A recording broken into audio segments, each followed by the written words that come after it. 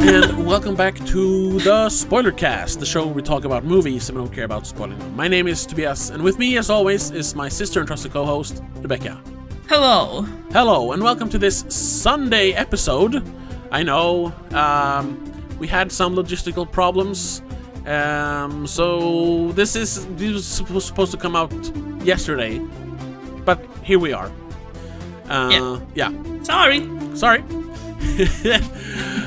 We are releasing another episode of the TV cast this week, though, to kind of make up for it. So, yes. And on Patreon, you're going to get early access to our next free episode. Yes. So check that out. Patreon.com/NoMagazine. But anyway, today we're talking about the latest movie from auteur filmmaker Richard Linklater. Later? I don't actually know. I think it's Linklater. Anyway, it's Hitman, starring the new sensation from Hollywood, Glen Powell. Glen Powell. Yeah. Only a few years late. Yeah. And some other recognized. people. And some other people, of course. Sure. Yeah. Quick, the quick story. Glen Powell plays a guy, David?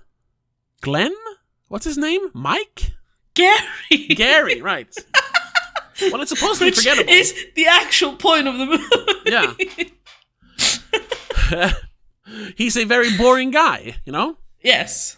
He's but mundane. To kind of spice up his existence, he moonlights as a fake hitman for the local police. Yeah. To kind of catch people wanting to, purchase a hit on someone. But then, in a turn of events, he becomes romantically entangled with one of the people who was purchasing a hit from him. And hilarity ensues. I was about to say shit hits the fan, but yeah. Yeah, exactly. A bit of both, I guess. Yeah. So, let's do this the right way now. I'm going to ask you, what did you think of Hitman? I thought it was alright. It had very good moments and very slow moments. I think I kind of made a mistake of walking into it expecting a little bit more action than there was. A lot of people did that. I don't know. It's the word hitman. Oh, okay. I'm guessing that's it's not false advertising because obviously it's about a hitman, but you kind of always assume there'll be action if you have a hitman involved. But the trailer does say that he's a fake hitman, so yeah. And I don't know. I didn't actually watch a trailer for this. I read about this movie like a while ago when it was showing in I think it was Cannes or even earlier, some film festival. I don't remember. And first of all, they were like, "Oh, it's a Richard Linklater movie." Okay, so it's not going to be an action movie because he doesn't do action. No. And it was also like it's a fake hitman. I somehow got in my head that he was like a journalist, trying to expose hitmen or something. So I was like, it's gonna be more of like a movie where people sit around and talk, and that was right because that's Richard Linklater. Yeah. He has an entire trilogy of movies about people sitting around and talking.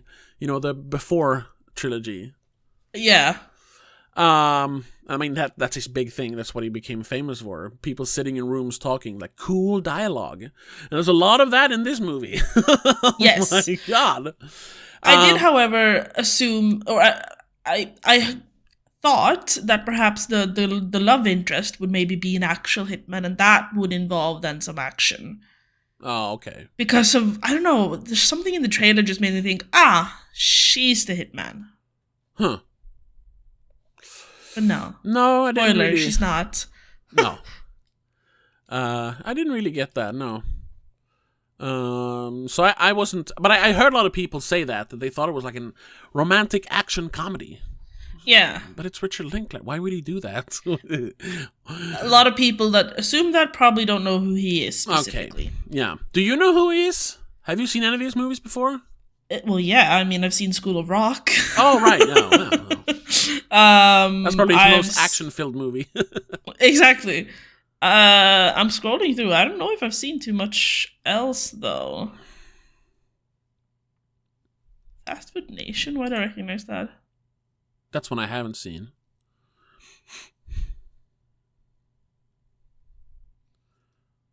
I might have seen that one. I don't remember exactly. Yeah. But no, I don't think I've seen much of his other stuff. I haven't seen. Right? I mean, I don't know how many movies he's made, to be honest. But I've seen the first two before movies. I never saw the third one for some reason. And I like those. Those are really good. I saw Boyhood. Remember Boyhood? Which was like the biggest movie ever. 12 years ago. Everyone was talking about like that this, one. this once in a lifetime fucking like movie history in the making kind of movie, and then it completely like disappeared because when people actually like sat down and thought about it, it was like, oh, this is fucking boring for 3 hours, because it's about a boy growing up, and he's literally growing up on screen. Because I was about to say. Is it the one where they had like the same person?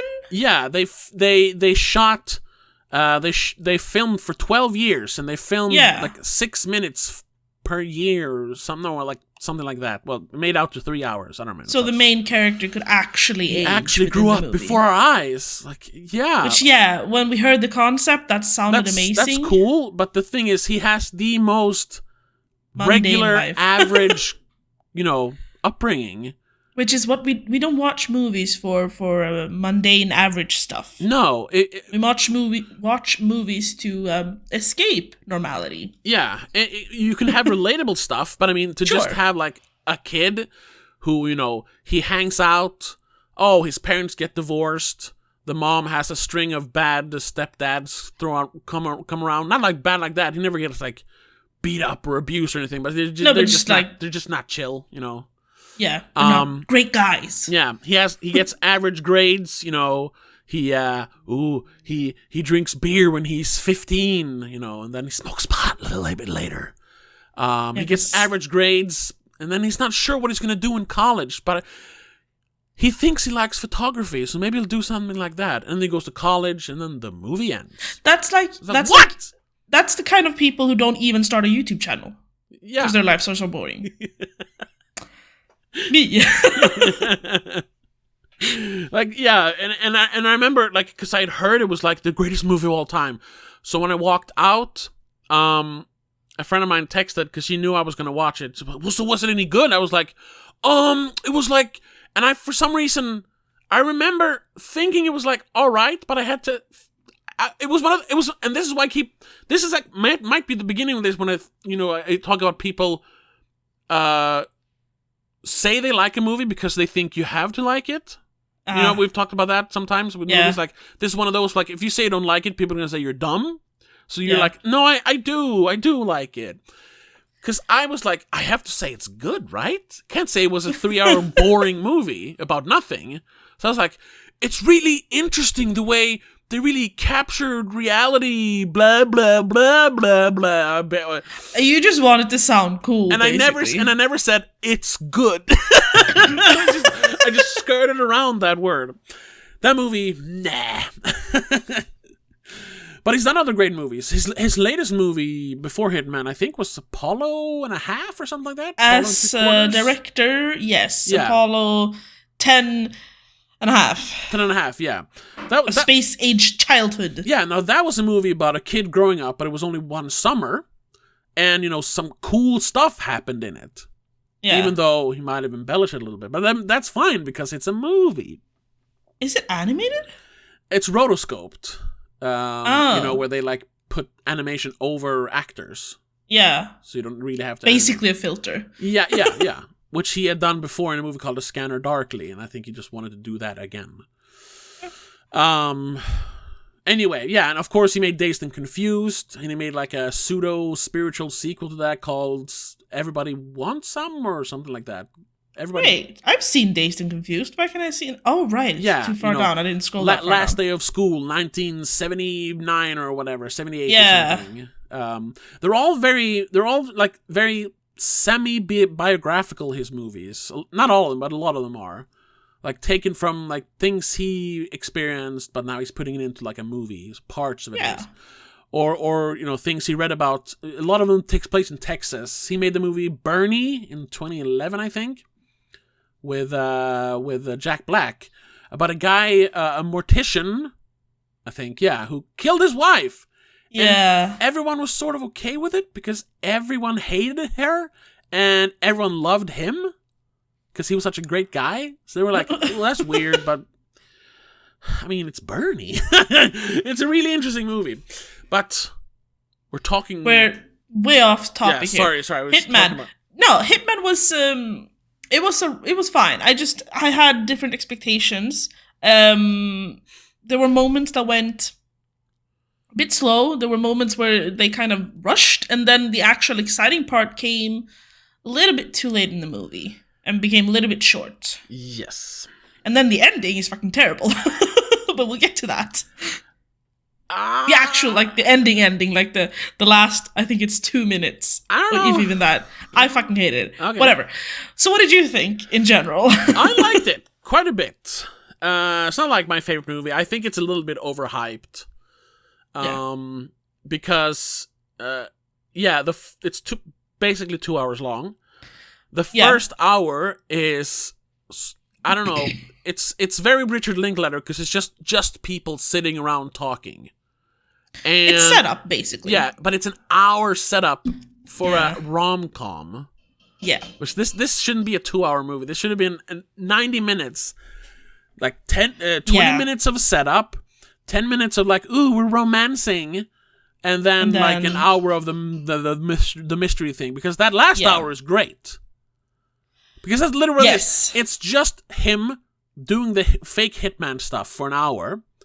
And then, running into the girl, Adria Arjona. I don't know if you pronounce it that way, but that's how it's spelled. Yeah. Or as her character is called, Madison Figueroa Masters. Figueroa. People can't say that name. I don't know why. Sorry. Anyway. Whatever. Yeah, so he and she's one of the people who wants to, buy a hit from him, and he's like, Don't, you don't need it, So he steered her clear, which is like, that's not what you're supposed to do as a cop. You're supposed to entrap her. But he's not a cop, though. I know. Technically. And then later, they bump into each other. They have a second meet cute, so to speak. Yeah. But she remembers him as Tom. Ron, right, the hitman. He's like, the cool guy. The cool, confident guy. Yeah, because that's the whole thing. Like, when he gets to play all these characters, he can become, cool or eccentric anyone characters. He wants. Yeah, instead of just being boring. So that's fun. But now he has to keep that appearance up. Especially in front of her. Yeah. Or if he ever runs into her. Yeah. And, they start a little romance. And then I don't know how much, well, they know that, the blurb on the internet is and then things escalate. Well, how much do they actually explain? So it sends into dangerous, dubious territory when he finds himself attracted to a woman who enlists his services. Okay. Or if you check on Letterboxd, it's a mild-mannered professor moonlighting as a fake contract killer sparks a chain reaction of trouble when he falls for a client. Okay, so I won't say more then, but yeah. Things happen, and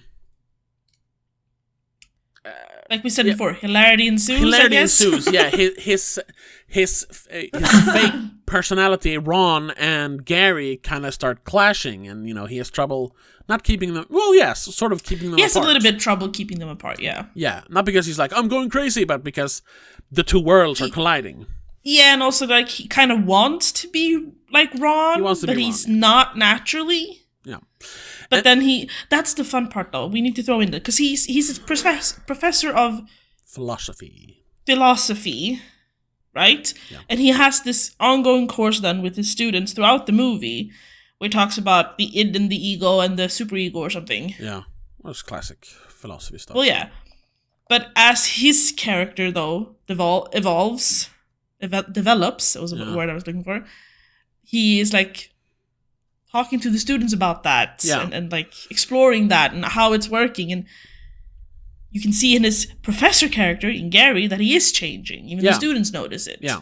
I thought that was a really good way of showing it. You know what that is? The best part about that is textbook example of what is good with philosophy as a course. Because I know so many people who are like, oh my god, what's the fucking point of, learning philosophy in school?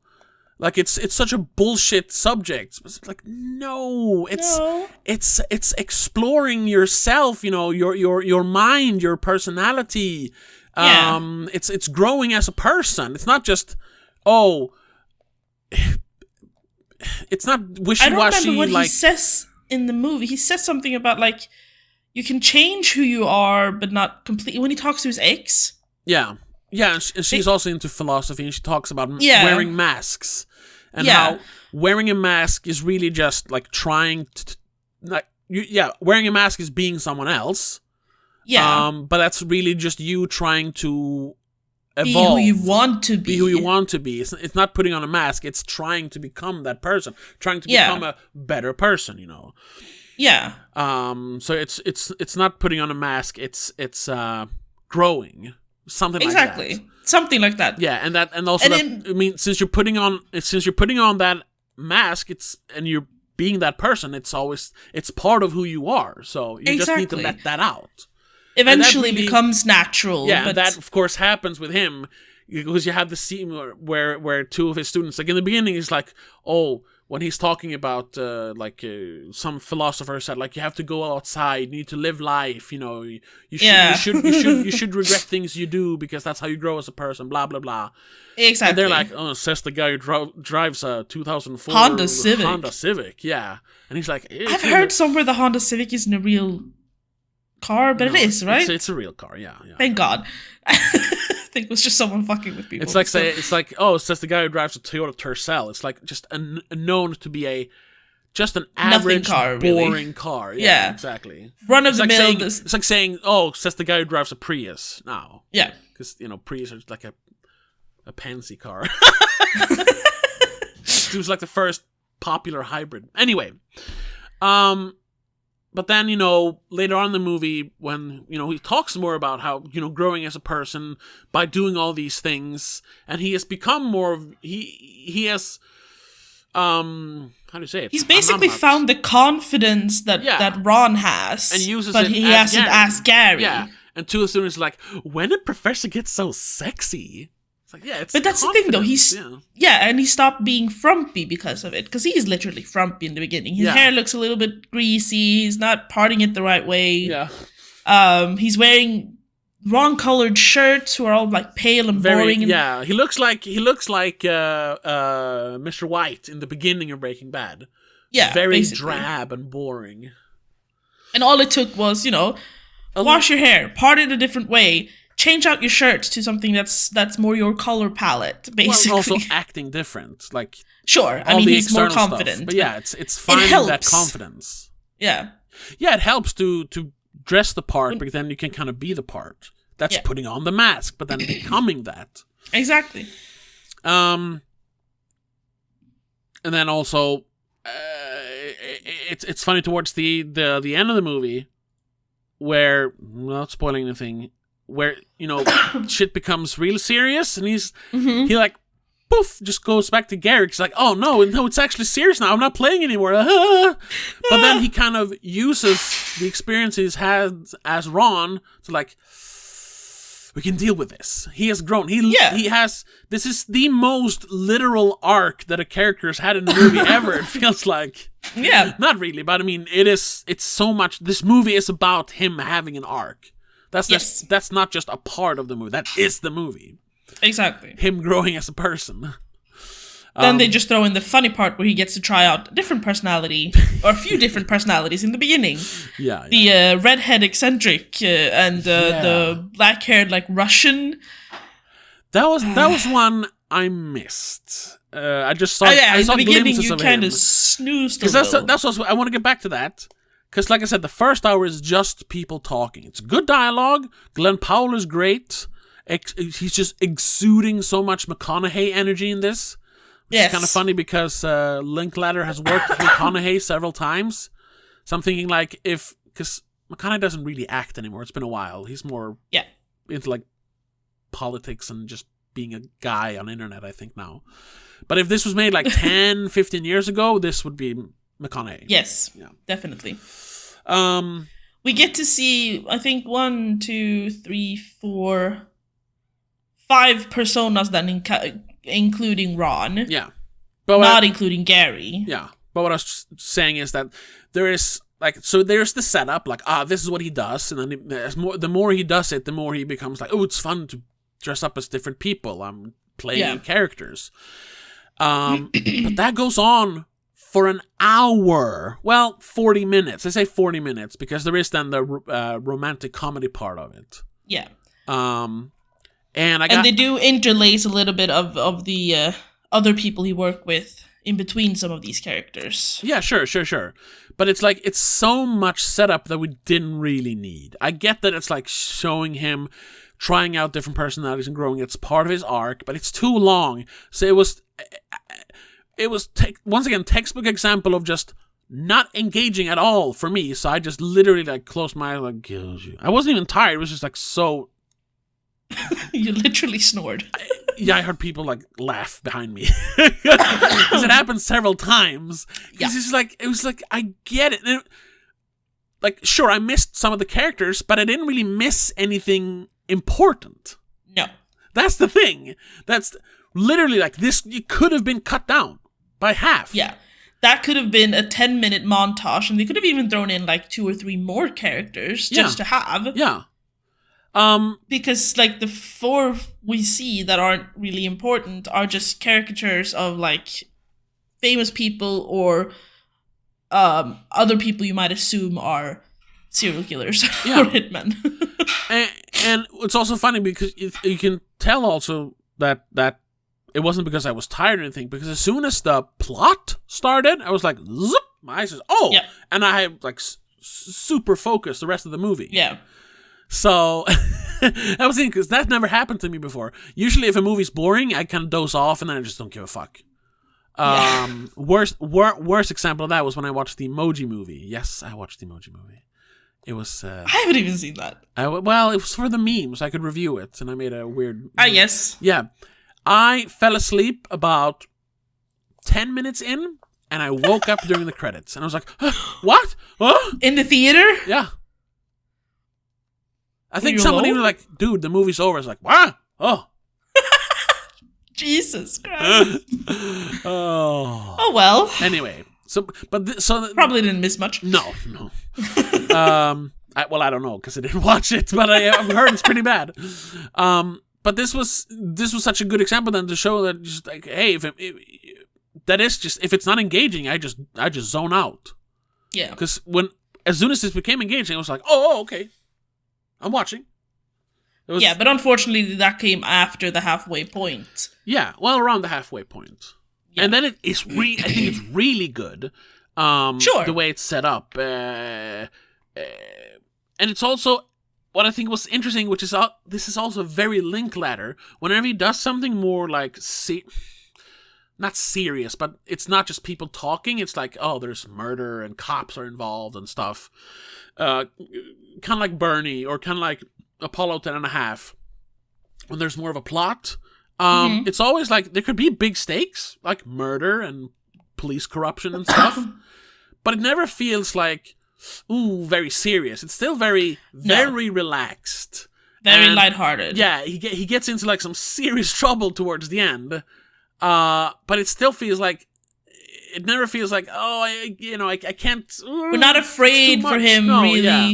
So it's very comforting even when the stakes are raised, which Linklater does very well. It's such a perfect hangout movie. However, that's where I felt like the ending was a bit of a cop-out. Okay. And we're about 25 minutes into this review. Yes. So I think we can get into spoilers. Because, other than first hour was too long... I don't really have anything else to complain about. I thought it was a really good movie. But since half of the movie was not super engaging, I gave it 3.5 stars. Because I think the second half was really good. And I still liked the first hour. I gave it 2.5. It was just too long. Jeez, okay. But I meant to give it 3. Okay. So yeah, I gave it a solid 7. It's a good movie, a little too long. Glen Powell is amazing.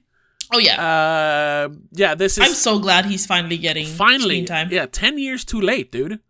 Basically. Yeah, no, literally, because he had a smaller part in Expendables 3. That was the first time I saw him. Right. He's the hacker guy. And I was like, we watched all those movies not too long ago, and I still don't remember that. Yeah. Because that was supposed to be like up and coming action stars they were picking, or at least or like famous like fighters, Ronda Rousey and the boxing guy, whatever his name is.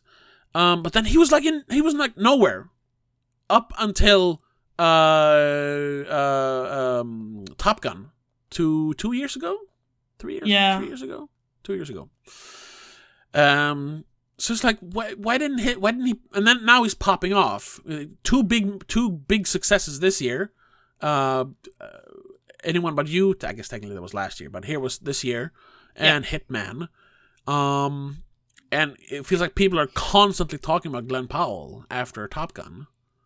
And it's like, like I'm happy, but it should have come 10 years ago. But maybe it was because he's not that much older than me, so maybe it was like. A little late maybe, but maybe he was too young 10 years ago, really. And it's good he's becoming famous as a 30-year-old. So maybe he can handle it better. I don't know. I mean, he's having another movie this year. Yeah. And he was in Apollo 10.5, I think, in a smaller part. Yeah, he was. Yeah. He's done, like, a bunch of stuff that you recognize, but he's always a smaller role. Yeah. And then where I really recognized him is from Screaming Queens, the TV show. Oh yeah, he's Chad Radwell. Right, he's the boyfriend. Right. That's true. But that's also a long time ago. That's like 10 years 2015. Ago. Yeah, almost 10 years. Yeah. Ago. But that's only the first season, right? Yes, he's only in the first. I think he dies in the first season. Yeah, second season wasn't that good. First season was amazing. God, no. Anyway, a lot of like his previous roles, I just have to mention, he's like the good-looking frat boy, or like the hot guy. not even That's like all second he lead. is. Yeah, and now he's starring in movies. Yeah. Hey, he was in Dark Knight Rises as Trader number 1. Yeah, exactly. He's one of the guys when they attack the stock exchange place. Yeah.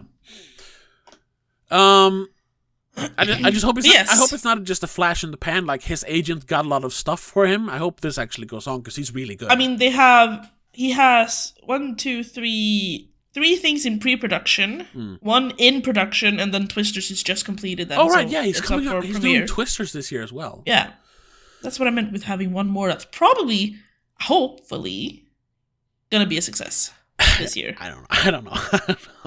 I hope so. A sequel to the 1996 movie Twister? Yeah. It's not really like a... Bigger and better. I guess. Anyway. So that's that. Yeah, Hitman. Good movie. Check it out. Yeah. Yeah. Not amazing. Don't expect too much action. Exactly. Don't buy into the hype. Just go in like, oh, good movie. No. Yeah. Now, you want to talk about the ending? Yes. So from now on, spoilers. Spoilers. So when the guy dies... Yeah, he does! Yes! He did it again! Not Glen Powell. Not Glen Powell. Yeah. Austin Emilio, Jasper. Yeah. When the guy dies... So when they kill the corrupt cop... Yes! Okay, sorry. Yes. That whole scene... Like, the beginning of it is fine, obviously, with him trying to, like, blackmail them and all that stuff. Yeah.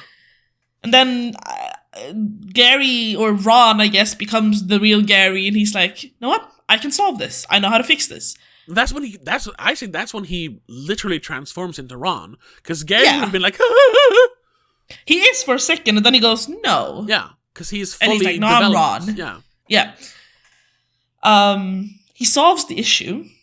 And for some reason, him and Madison are just like, fuck yeah, let's get it on while he's dying on the floor. That was weird. They're having sex while the guy is choking to death. As soon as we see him take his last breath, they kind of cut. Yeah. To... Like 6-7 years later? 6-7 years later. Yeah. And I I hated that. I absolutely hated it. But what? So they just got away with it? Yeah, but what should have happened? It's a romantic comedy. You can't have a like bad ending. Could they at least like they could have shown like the scene of them getting rid of the body and then going like brushing their hands and now we're good. I don't know. It just felt so. I get what you're saying. Like it was just like abrupt, and then everything worked out. They moved to another at least city. Show us that they had to like, because they talk about getting rid of the body. Yeah. And funnily enough, in the beginning of the movie, we get a very detailed explanation on how you could get rid of a body. Exactly. So, I mean, that's how without leaving any trace. Yeah. Which I loved that description and that scene. That is exactly how authors work. yeah. Which is why you can never know if an author is actually a serial killer or if they're just researching. Yeah. Like we know, obviously, but I kind of wanted to see at least parts of it. But see them dispose of the body a little bit, at least. And that is, like, we don't have to see them toss out every single piece of finger. Yeah. Every 5 miles or whatever it was. Toss out a finger. Like someone's gonna find. And we don't have to see them blow up the skull.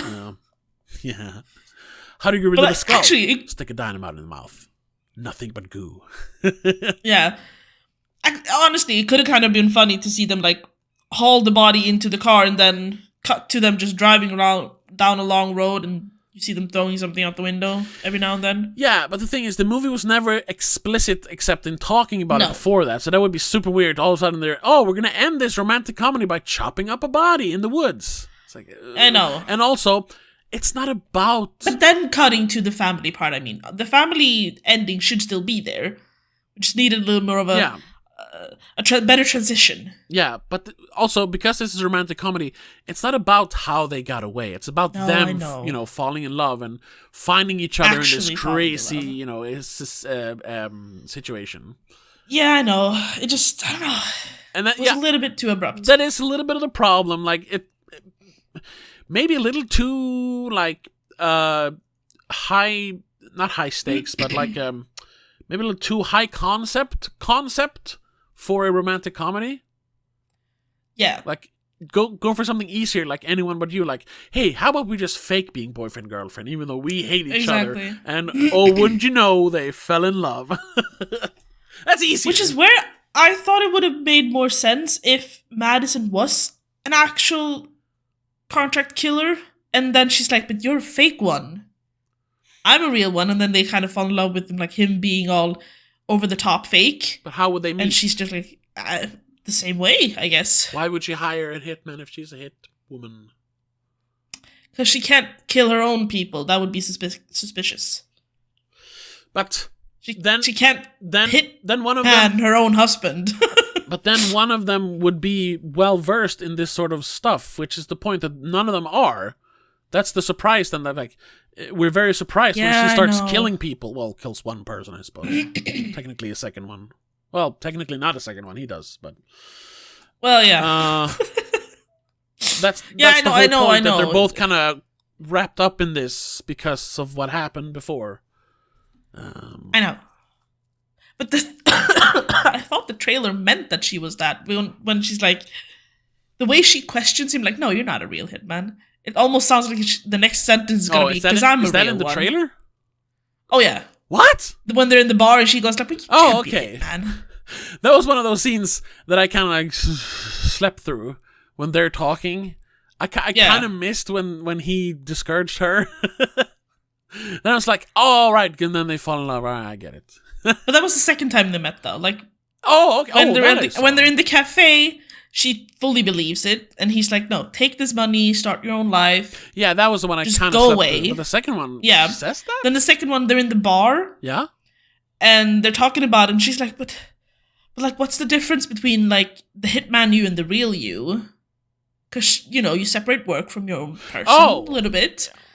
And she's like, but I can't see you as a hitman because, he's just a cool guy. There's nothing weird about him. Oh, okay. Like, you kind of assume a hitman is going to be weird. You've killed a lot of people. It's like, well, no. That feels very, that's very, that's clever editing from the trailer people, though, because that makes it like she finds out, which she does, but not then. Exactly. Okay.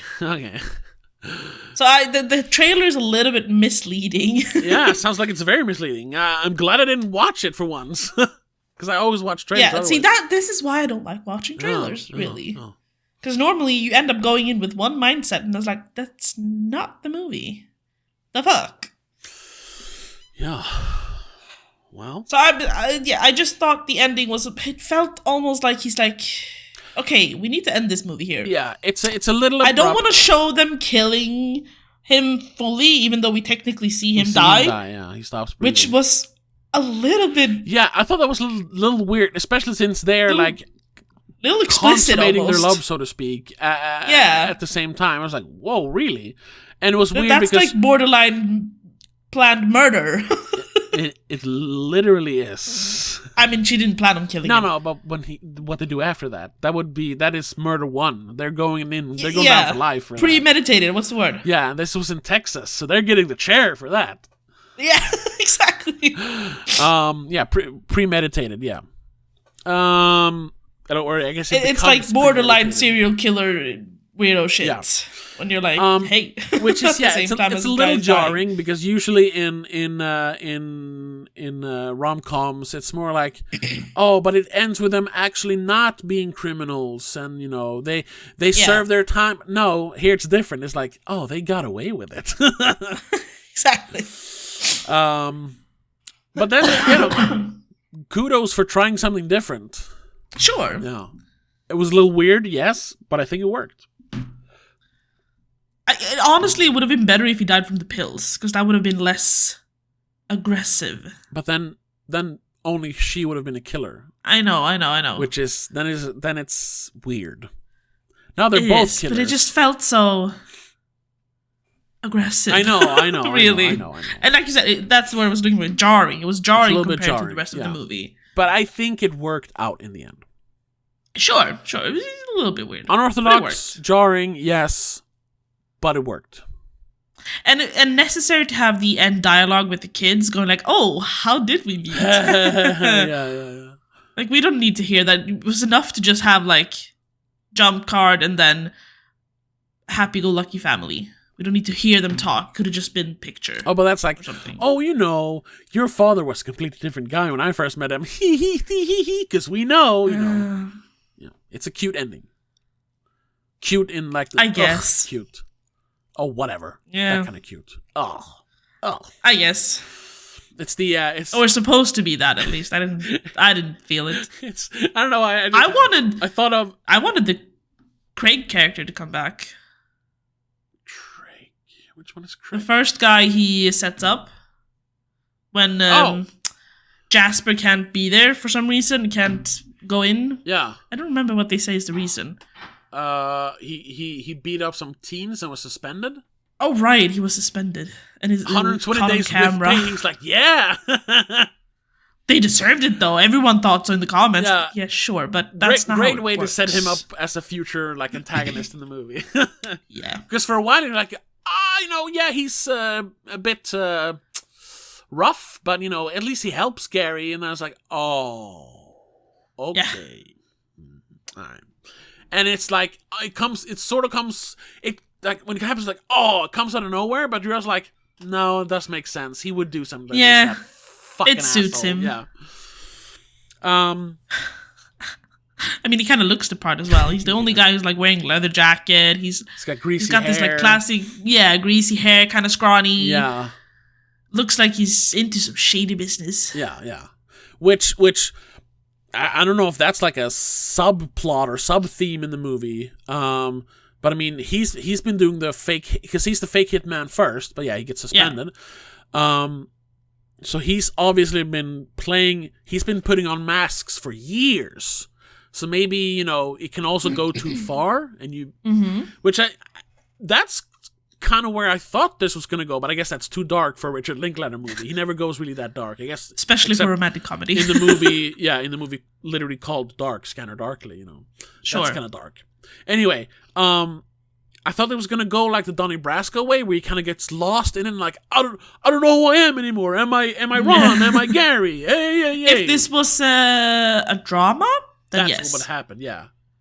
Even if it was an action, like a drama action thing, yes, that's would have happened. And that's what would have happened. He makes friends with the criminals, like his police friends, like see him like, you're hanging out with gangsters now. So like, hey, I'm playing the plot. Hey. Yeah, basically. And or like in the end, he helps them get away with murder or something, which he does. All the imagines he does with like how he would kill the victims, how he starts explaining it. Eventually, goes like, maybe I should try it. See how it feels. No, he becomes involved and he has to do it. Yeah, that's a dark version of this, but. They turn it into a rom-com for some reason. Which is why I in my Letterboxd review... Oh, I didn't read it. Yeah, likened this, or the second half, likened it to Bernie. A very, very dark subject matter, but a very, like, relaxed, comforting movie still. Because, like I said, a guy who kills his wife, and people are, like, okay with it. It's super dark, but it's also, like, so nice. And it's Jack Black playing Bernie, so it's perfect. Your last sentence is horrible, though. Ultimately, this might be the most Linklater movie Linklater's ever made. Yeah, it's a very Linklater movie, and it's the most Linklater movie. The Linklaters are made. I know what you mean, that's but the like point. It was supposed to be weird. Yeah, sure. Because there are other people who make Linklater movies, but this is the most Linklater. Oh, I'm sorry. I read the blurb for Bernie. I'm like, how do you get that to murder? But I read it again now, and I guess that makes sense.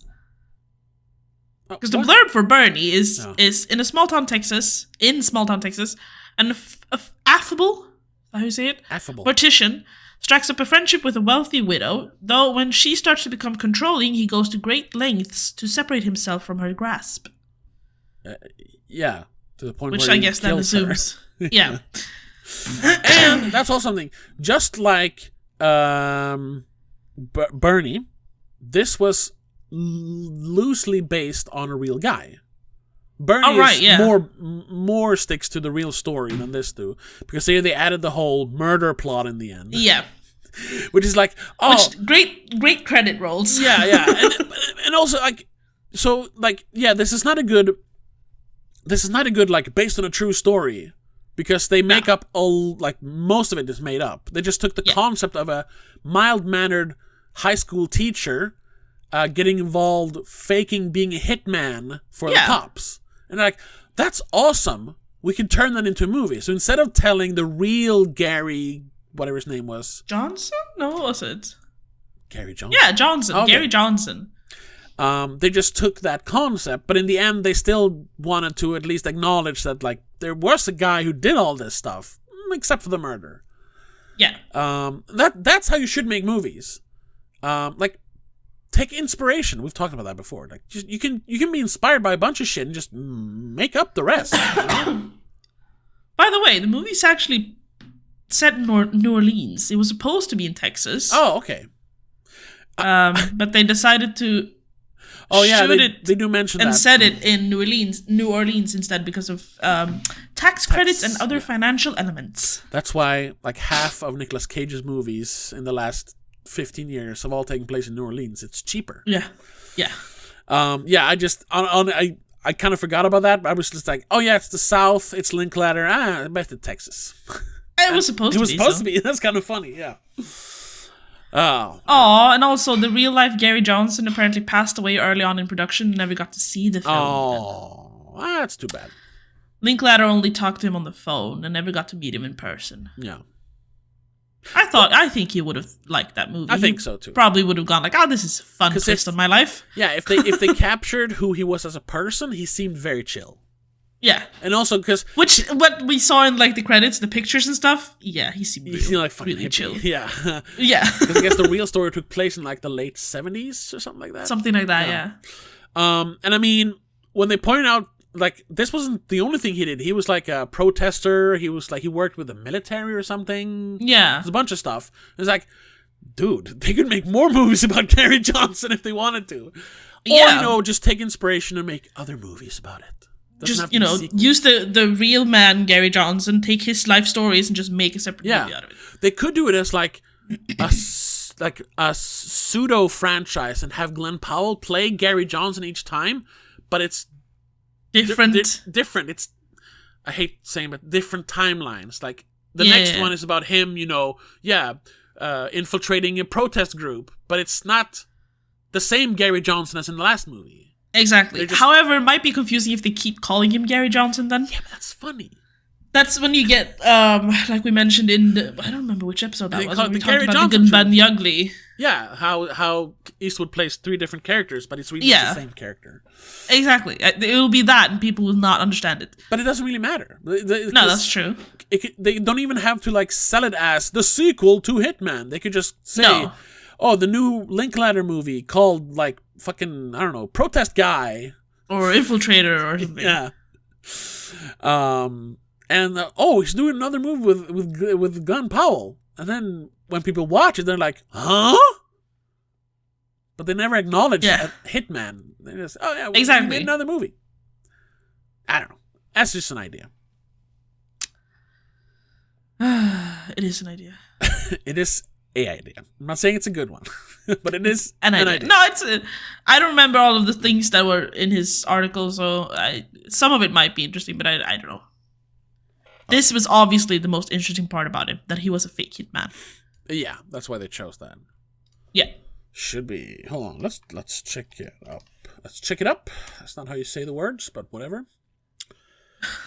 I think Gary Johnson, though, is too regular of a name. I think there was like a presidential, candidate. Shit. Maybe I can just look for... What if you search for Gary Johnson Hitman? Hitman. Yeah, there we go. Filmed by Richard Linklater. And it's based on... The true story behind... No, that's the movie. Yeah, it just says it was based on the 2001 Texas Monthly Magazine article. And they don't mention his name. There's no link for his name. Shit. Alright, whatever.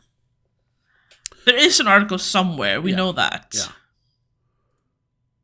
Now, unfortunately, all of the articles are going to be in like including the movie. Yeah. I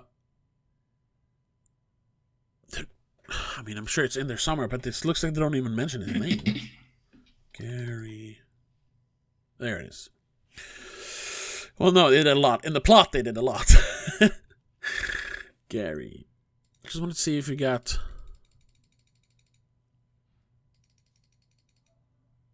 Huh. No, there is no, he doesn't have his own Wikipedia. Alright, whatever. Not yet. Not yet, yeah.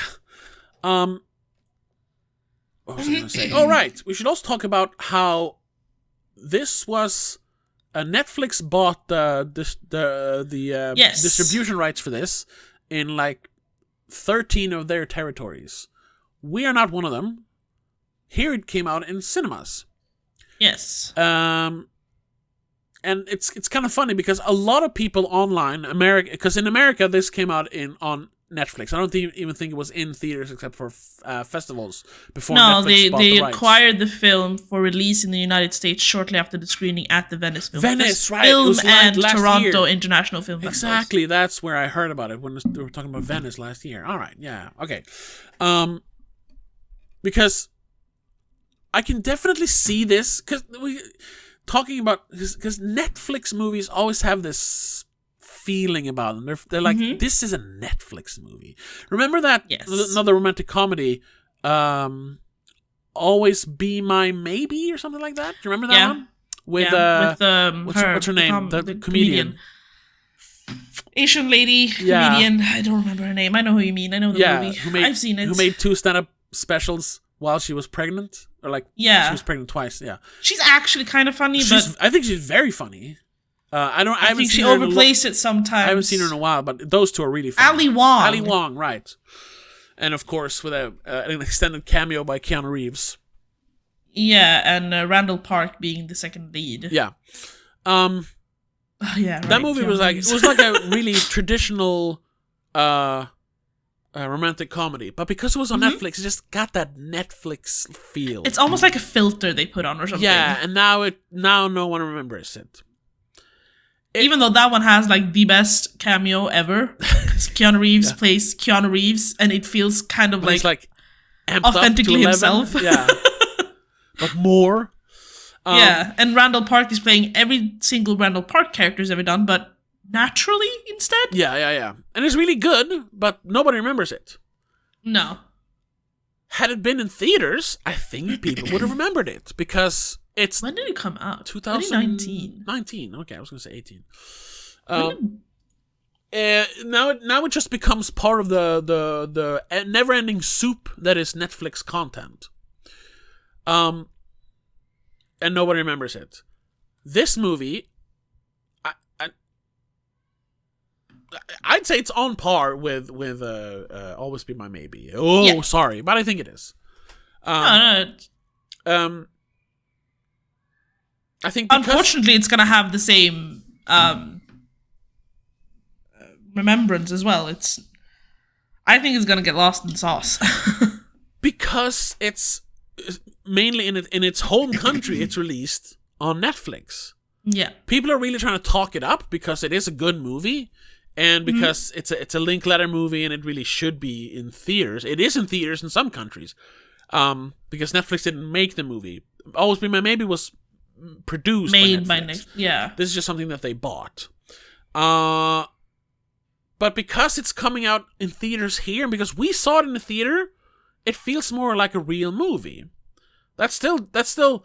I mean, that's what I'm trying to say. It's like if Always Be My Maybe came out in theaters, it would have felt more like a real movie, because there is still that stigma about Netflix. Just they don't release movies or TV shows; they release content. We talked about this a while back, and I mentioned the Who Killed Cinema video essay by Patrick Willems, who talks about that even if it's a great movie, it can feel like there's this stink about it, that they just made it because they want people to flock to Netflix. Sure. Like the same reason they made fucking Extraction 2.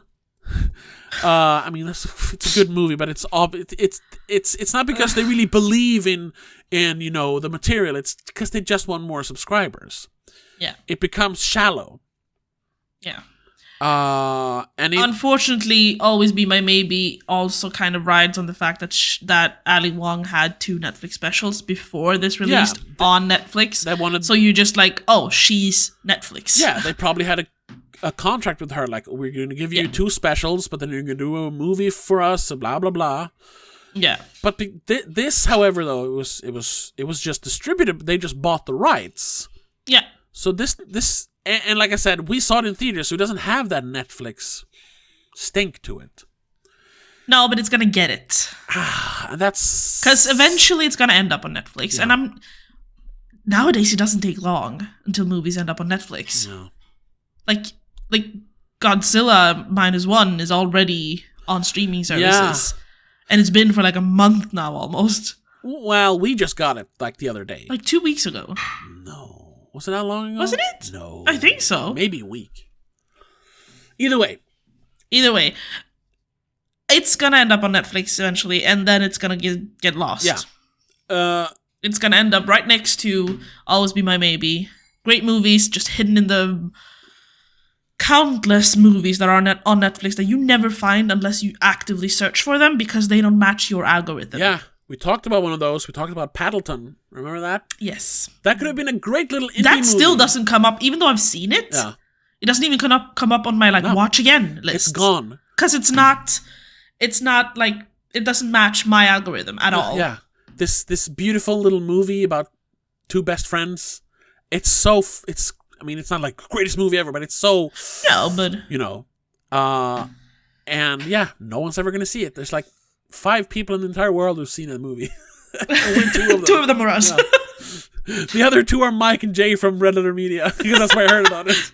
And the 5th one is, some random dude Someone else, yeah, exactly. Canada or something. And I really think the strategy should be to put the movies in theater, even if it's something that they themselves make, just to legitimize it. And also, they can afford it. Yeah, exactly. You can afford it. You could give it away. Also, doesn't that make it eligible for awards and shit? Yeah, awards. Yeah. Now, what if Netflix wins an Oscar, for Christ's sake? This maybe it did. Did it not show anywhere? Didn't they have 2 weeks? The classic if we're gonna win, it has to be 2 weeks at least. release. Hitman had an international premiere. It was followed from North American premiere on September 11th at Toronto. Okay. Netflix acquired distribution rights to the film. Oh, and here you go. They bought the distribution rights for $20 million. That means the movie technically they made a profit because the movie cost $8 million to make. So that's good. So the producers and everything, they're happy about it. Yeah, and like they don't care. Yeah.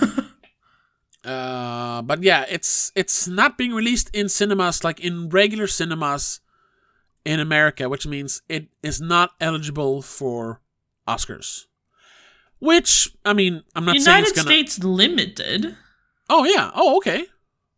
In May, but I can't see what that means. Was that TIFF again? No, because that's Canada. Oh, whatever.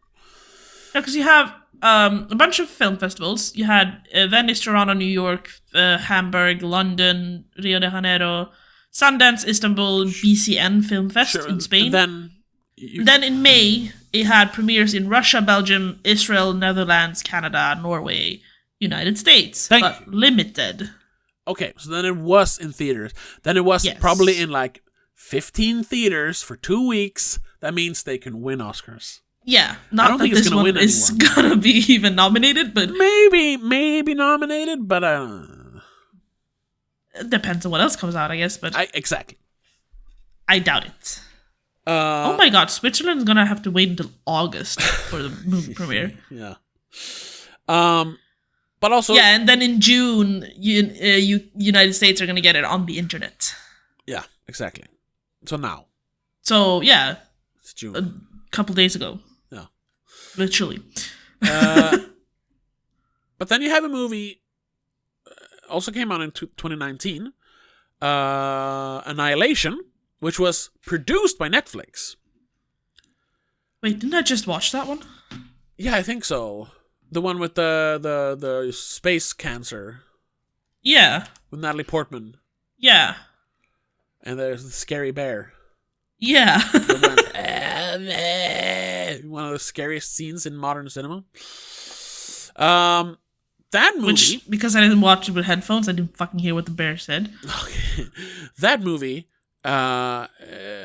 which is much less accessible than this, more of a niche, kind of art house horror movie. They released that in theaters in America and on Netflix in the rest of the world. Why not release it on Netflix? I think that was just another one. They're gonna hope for Oscars. Yeah, maybe. Like, what? They should just release all their movies in cinema. It also has like a. I don't know why, but Annihilation had a very American feel to it compared to Hitman, which could just be like, any regular town wherever. It doesn't feel very American. This felt like it was like American politics almost. Because, you had the army. Yeah, Annihilation. Sure. You had the army and you had aliens. It felt very American somehow. Yeah. Well, it's from Best Director of 2024... what's his name? Alex Garland. Yeah. So his stuff is not political, but it's very poignant. Always very poignant. Didn't feel like Annihilation was very him though, for some reason. We need to do a proper episode on that one. Compare Annihilation to Ex Machina, and there's more the same feeling, I would say.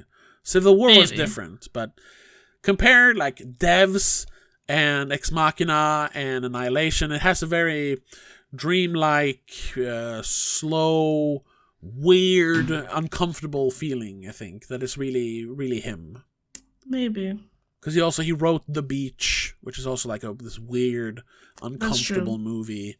I mean, he wrote 28 Days Later, a lot more action, but it's also very, very oppressive feeling and uncomfortable. He's good at that. He's good at making you uncomfortable. That's true. And he can scare the shit out of you if you're scared of robots like I am. Anyway. I think we're off topic here a bit. Yes. And we're also hitting the hour mark, so we should wrap it up. But what I'm trying to get at is Netflix has so much money. They should just put their movies into theaters. Yep. They would literally benefit from it. Yeah. And Red Letter Media recently, or Mike and Jay, had an episode, like we did, a summer catch up where they talk about movies we've seen, over the summer or over the year past been half year, 6 months,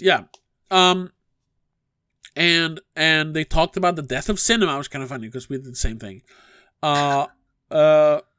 And Mike had an idea like how you could actually save cinemas, because there's a lot of cinemas closing down in America because they have a bunch of privately owned cinema chains. We have one state-owned, so it's never going to shut down. No. We had privately owned. We had AMC. Do you remember we had AMC for a while here in Sweden? Yeah.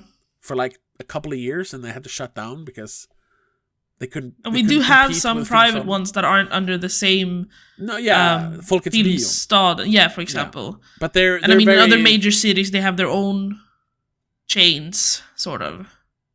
Scan something in like the south of Sweden. They don't have Filmstaden everywhere. Are you sure? They didn't. I don't think they do anymore. Like in Karlskrona, where Grandma lives. That one wasn't Filmstaden when we watched. No, the only time we went to theaters there. That's the owl thing. Yeah, I know. Scan something. I think it was part of. They were also like a production company, like Sandro Metronome. Oh, they like maybe distributed movie. I think it was part of that. Oh yeah. Anyway, whatever. Yeah. What was his idea? Yeah, his idea was, and it's kind of the same idea as we've had about stop making movies that cost $65 billion. Take all that money. Instead of putting it into one big movie that will either make its money back or completely flop, and 10 producers are going to hang themselves because their lives are ruined. Yeah. Take that $100 million, give it to 10 directors, $10 million each, and then make a little hitman movie.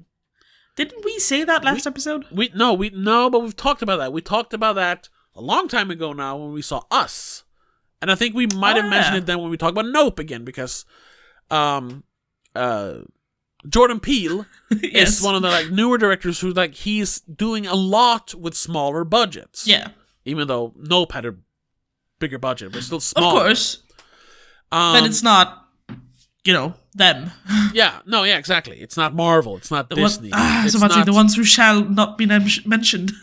It's not the next Mission Impossible movie, which has now the production budget, not advertising budget. The production budget is about to hit $400 million because there were delays in the script in the shooting schedule when they were going to shoot on a real atomic submarine. Why? So they had to wait because the submarine was called out to war or something. No, I'm making that up, but it was delayed. So now they're just they're rolling their thumbs, and the meter is just ticking for everything. So that movie's How much of this is paid for by Mr. Mission Impossible himself? I don't know. Or is he taking all of that money from his church? No. Paramount is paying for it. He doesn't pay for any of it. He just produces it. He doesn't put any money into it. He's just a producer. But what I'm saying is, that meant you put money into it. But not on that. He's just he just has a producer role in the credits. Sure. That way he can get 2 paychecks. He doesn't put any of his own money into it. No. He might be involved in one of the production companies. That's another thing. But his personal money is not involved. No. Anyway, make smaller movies. Make a Hitman. Make a Us. Make a Paddleton. That movie probably didn't cost more than $1 million. No. And then also, some of the extra money towards putting them all in theaters. Yes, and then exactly. Put them all in theaters. You could actually go and instead of scrolling on Netflix, you could go to your local theater and what are we gonna watch today? Yeah. And then but people say, oh, the tickets are too expensive. Well, that's it. That's a problem with the inflated budgets. We know this because we've looked into it.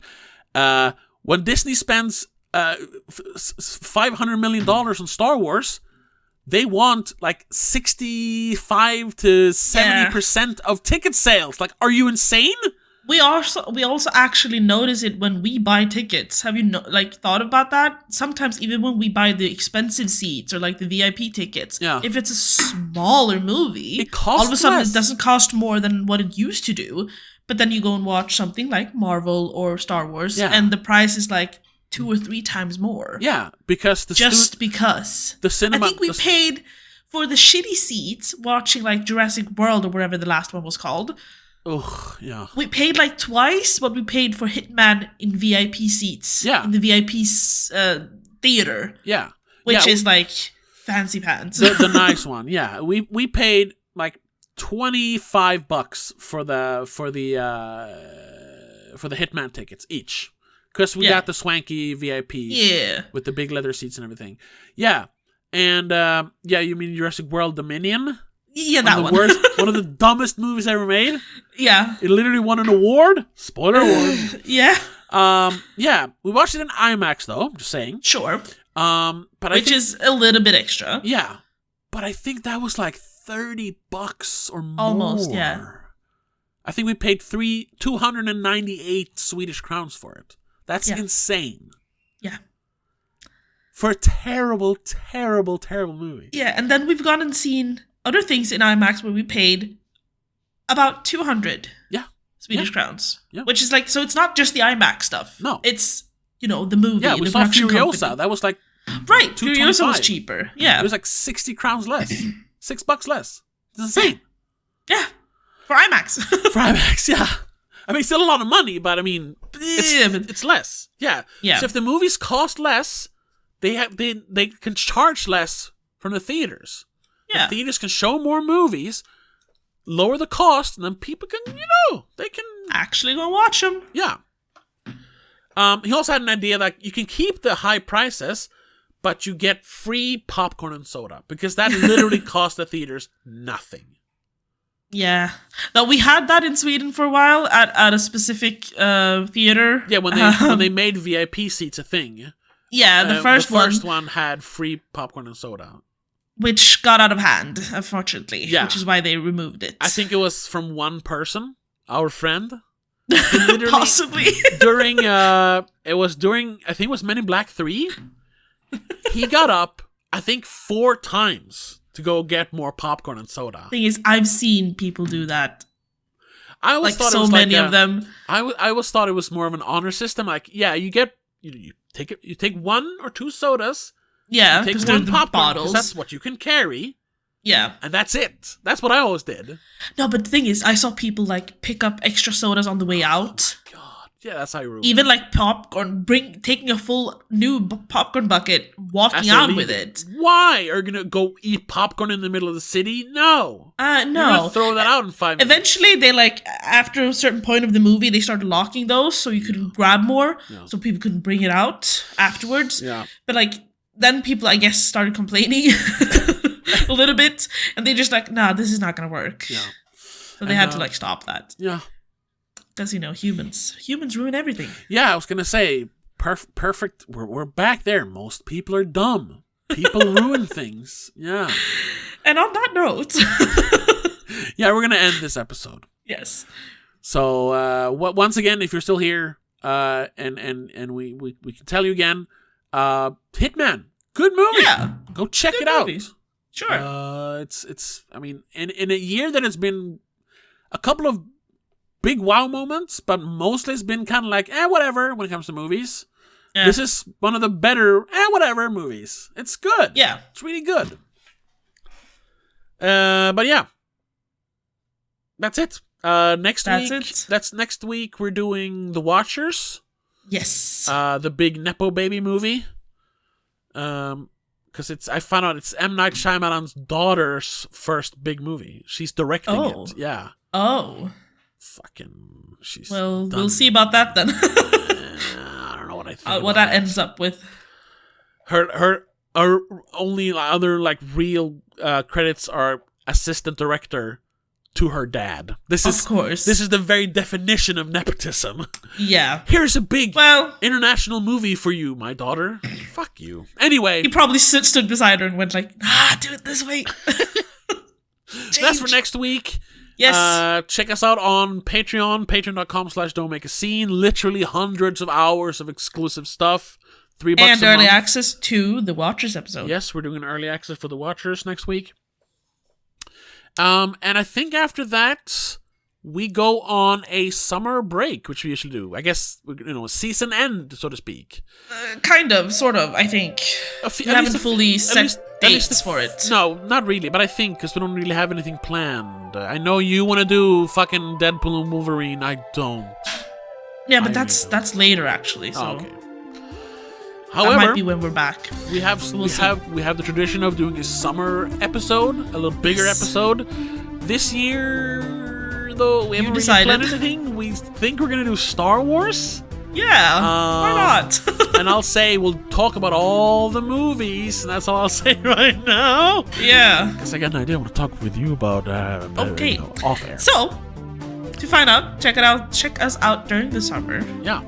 And also, socials and all that stuff. Yeah. And we'll see you next week. But until then, have a good one. Bye. The Spoiler Cast is part of Please Don't Make a Scene. It is produced and directed by Tobias Vedén and hosted by Tobias and Rebecca Vedén. Executive producer is Annika Vedén. I also want to give a huge shout out to all our patrons over on patreon.com/don'tmakeascene. Mom, Dad, Christopher Belén, Daniel Del Gaiso, Mac and Mom, Laura Kinney, CK85.